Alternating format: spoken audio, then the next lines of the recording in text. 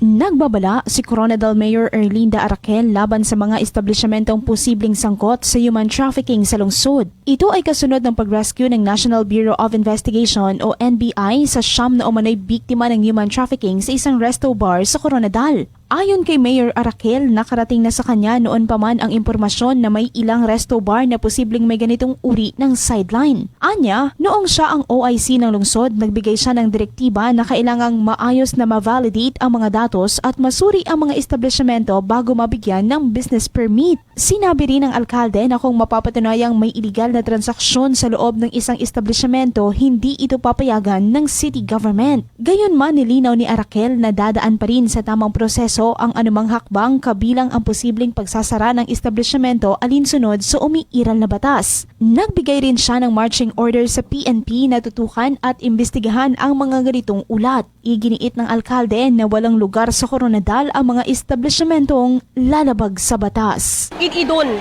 yung mga nag-a-apply for license, no? So ipa-revisit natin siya, especially sa council nga may uyat. Kay ang iban dahil sa hirap ng buhay, kapit patalim. So we will not allow that nga magdamo ang amo nga klasik transaction o negosyo in Coronadal. Si Coronadal Mayor Erlinda Araquel. Chris Toreta, NDBC, PW Balita.